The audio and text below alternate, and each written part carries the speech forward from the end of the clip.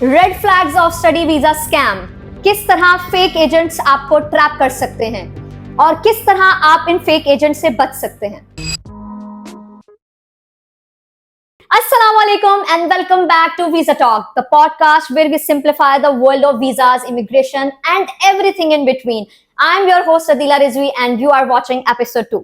जैसे हमने अपनी प्रीवियस पॉडकास्ट में डिस्कस किया था व्हाइट पेपर इंप्लीमेंटेशन के बारे में कि क्या यूनिवर्सिटीज की लोकेशन होनी चाहिए और कैसे स्टूडेंट जो है वो इजीली जो है अपनी लोकेशन और यूनिवर्सिटी को चूज कर सकते हैं, तो आज हम डिस्कस करेंगे स्टडी वीजा स्कैम के बारे में।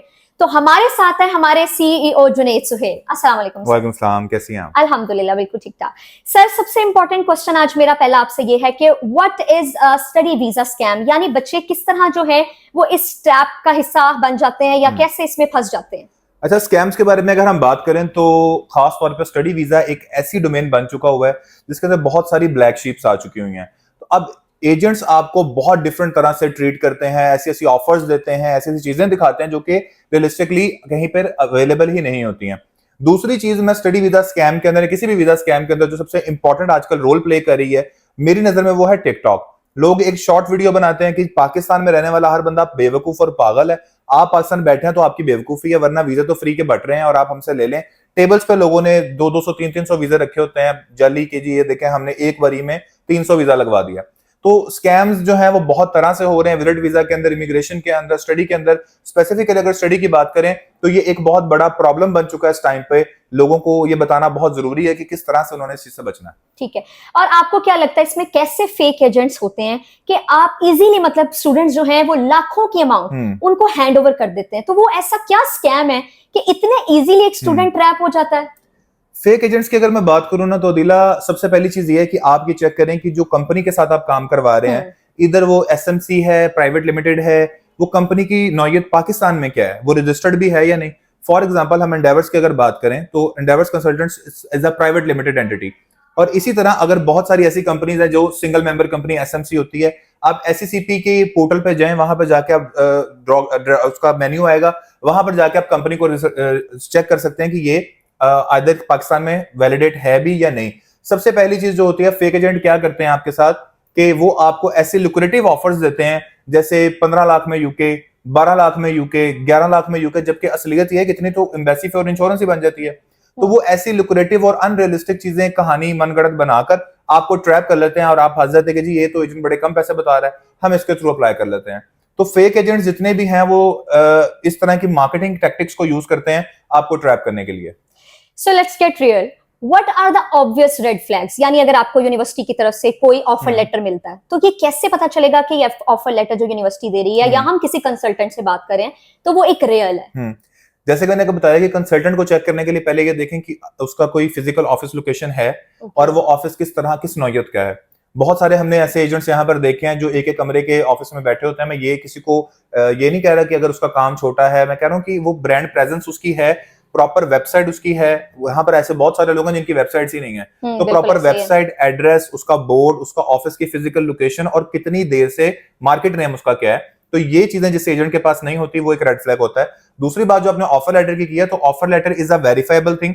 आप उसको यूनिवर्सिटी को ईमेल करके अपना स्टूडेंट आईडी बताकर ये पूछ सकते हैं कि क्या ये जो ऑफर लेटर मेरे पास है ये असली है या नहीं, तो आपको यूनिवर्सिटी वेरीफाई कर देगी। ठीक है, तो can you get scammed after getting a visa? Visa लगने के बाद स्कैम आपका एजेंट तो नहीं कर सकता, लेकिन ये हो सकता है कि उस वीजा, क्योंकि डेफिनेटली जब आपको वीजा अप्रूव होकर आना है वो ओरिजिनल डॉक्यूमेंट्स के ऊपर ही आना है, स्क्रूटनी होने के बाद भी आना है। समटाइम्स ऐसा होता है कि कुछ एजेंट्स ने फेक डॉक्यूमेंट्स बनाए होते हैं और एम्बेसी वेरीफाई नहीं करती और आपका वीजा लग जाता है। लेकिन वो इन फ्यूचर जाकर आपको प्रॉब्लम कर सकता है कि at any point of your life जब उनको ये पता लगा कि आपने फेक डॉक्यूमेंट्स यूज किए थे तो वो आपको फौरन डिटेन कर लेंगे और आपको डिपोर्ट कर देंगे। तो वीजा स्कैम वीजा लगने के बाद भी हो सकता है, जिसके अंदर आपसे वो कोई फी चार्ज कर सकता है एडिशनल कि जी मैंने यूनिवर्सिटी को पे करनी है, 2000 पाउंड या 1000 पाउंड एक्स्ट्रा और पे करें।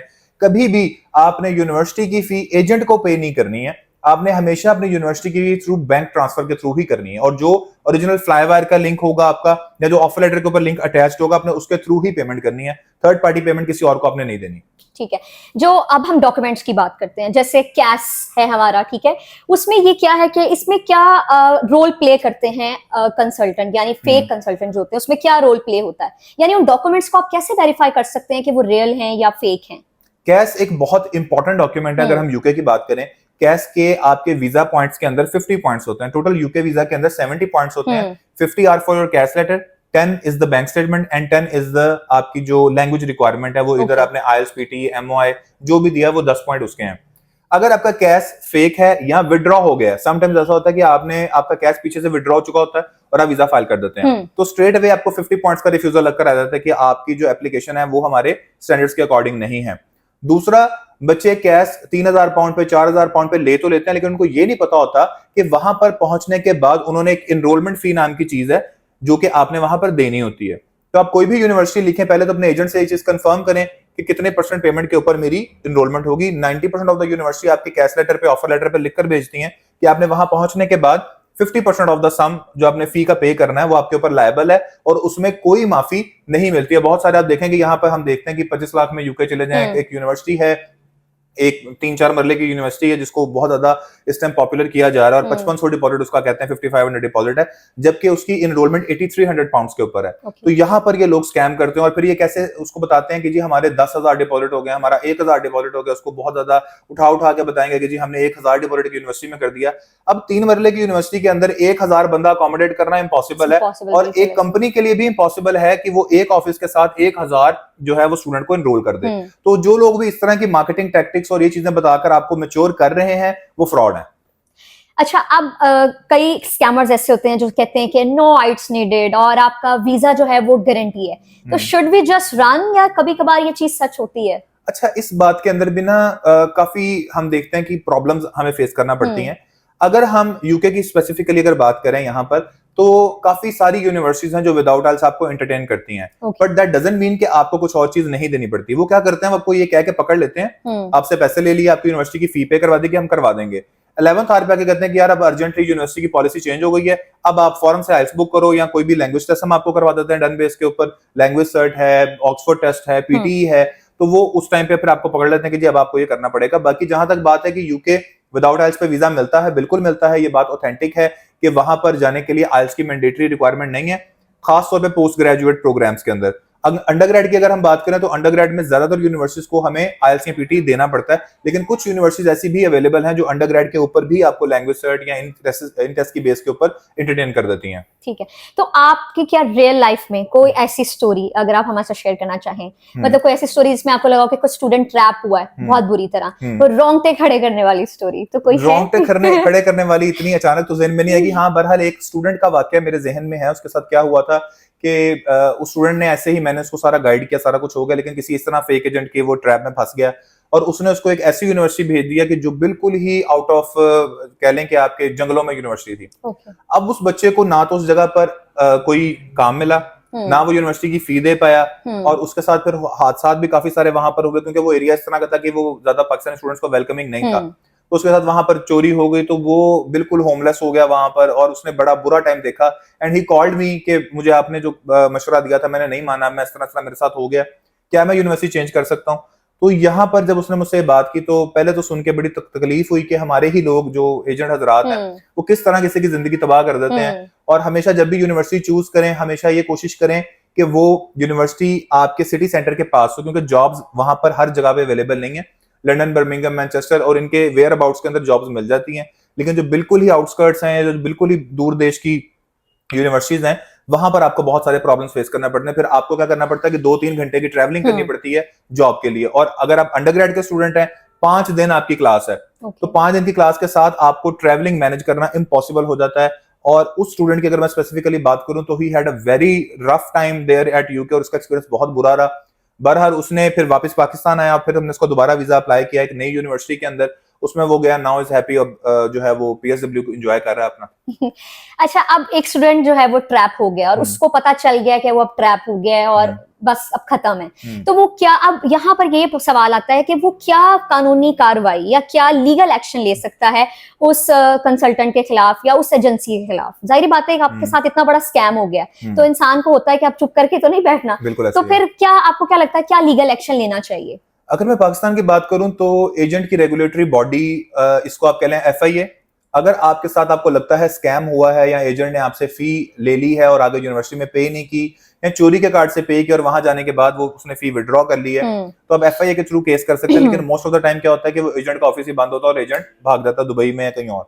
तो जब भी सबसे पहले जो स्टेप्स हमने बताए कि आपने किस तरह से एजेंट वेरीफाई करना है, एजेंट की क्रेडिबिलिटी क्या है, कितने अरसे से वो काम कर रहा है, कितनी यूनिवर्सिटीज को वो रिप्रेजेंट करता है, तो ये सारी चीजें हमने पहले देखनी है। इसके बाद भी अगर आपने ये वीडियो नहीं देखी थी और आपके साथ हाथ हो गया है, तो फिर आपने उसके खिलाफ FIA के थ्रू एक्शन लेना है। कोशिश करें कि जो भी आप पेमेंट्स करते हैं वो कैश ट्रांजैक्शंस ना हो, वो थ्रू अकाउंट ट्रांसफर्स हो, ताकि आपके पास कोई प्रूफ हो उसका। कल को आपने अगर उसके खिलाफ कोई केस करना है या उसके खिलाफ आपने FIA में कंप्लेन करनी है, तो आपके पास कुछ सबूत होना चाहिए कि इसने मेरे साथ किस लेवल का फ्रॉड किया, और विद सबूत। ऐसा नहीं कि आप सिर्फ तंग करने के लिए, एजेंट को तंग करने के लिए आप करें। बहुत सारे स्टूडेंट इस तरह भी करते हैं कि वो काम करवाने के बाद एजेंट को धमकाना शुरू कर देते हैं कि हम ये करेंगे वो करेंगे। तो दोनों साइड्स का बैलेंस रखते हुए एजेंट्स के साथ भी और स्टूडेंट्स के साथ भी एक जो इक्विलिब्रियम की स्टेट है उसको मेंटेन करें। और अगर आपको लगता है कि आपके साथ ऐसा कुछ हुआ है, पहले आप उस एजेंट से बात करें। अगर वो ईगर है, आपको रिफंड देने के लिए तैयार है, तो फिर ठीक है।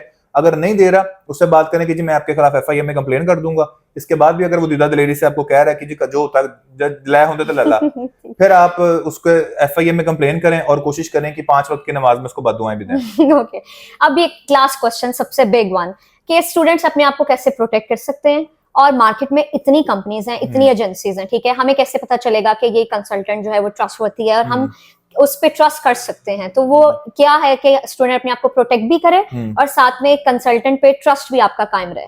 सबसे पहले तो स्टूडेंट को ये चाहिए कि बजाय इसके कि वो 10 एजेंसीज, जितनी भी फ्री वाली एजेंसियां हैं ना, जो कहती हैं कि जी आप बस पैसे कोई नहीं चाहिए हमें, आप आए, हम आपको जो है ना वो अपना, वो कहते हैं ना कि बिल्ली के बच्चे की तरह संभाल के आपको रखेंगे।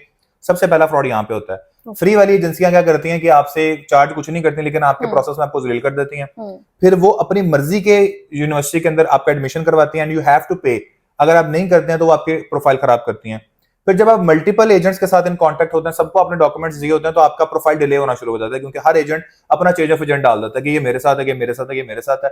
अल्टीमेटली यूनिवर्सिटी को ये लगता है कि ये स्टूडेंट्स जो है ना मैच्योर नहीं है, और ये स्टूडेंट जो है ना अभी तक बहुत ज्यादा वेग है, वैसी इन्फॉर्मेशन ले रहा है, तो वो आपका एडमिशन कैंसिल कर देती है। बचने के सबसे बड़ी बात यह है कि आप अपने थोड़ा सेंसेस को यूज करें। Too good to be true चीजें, किसी भी चीज में आपको अगर अबनॉर्मल प्रॉफिट हो रहा है तो वो फेक है।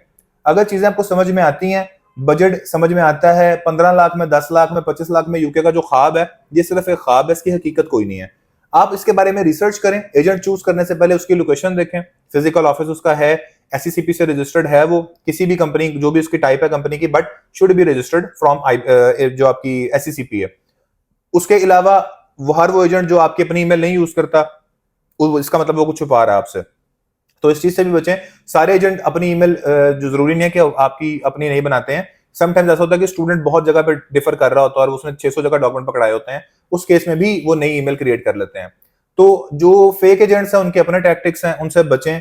और खुदारा 10, 20, 30 हजार के पीछे अगर आपने 25 लाख रुपए, 30 लाख रुपए, 40 लाख रुपए अपने प्रोसेस पे लगाना है, तो अगर एजेंट की फीस 30-40 हजार है तो उसको दे दें, कोई मसला नहीं, आपके पैसों में कमी नहीं आएगी। फ्री वालों से बचें, क्योंकि उनके पास नंबर ऑफ स्टूडेंट्स बहुत ज्यादा बढ़ जाते हैं और फिर वो स्कैम करते हैं, बिस्तरा बोरिया उठाते हैं, ताले ला देते, चल गई। Okay, thank you so much. I hope आज सबको जो है वो वीजा स्कैम के बारे में बहुत सी बातें जो है वो क्लियर हो चुकी होंगी। So alright folks, it's now I am going to wrap up this episode. So if you are planning or someone you know are planning to going abroad, do homework and do your research, never trust blindly। और next मिलते हैं इंशाल्लाह ताला आपको अपनी next episode में। Until then, stay safe, stay healthy, take care, Allah Hafiz। अल्लाह हाफिज।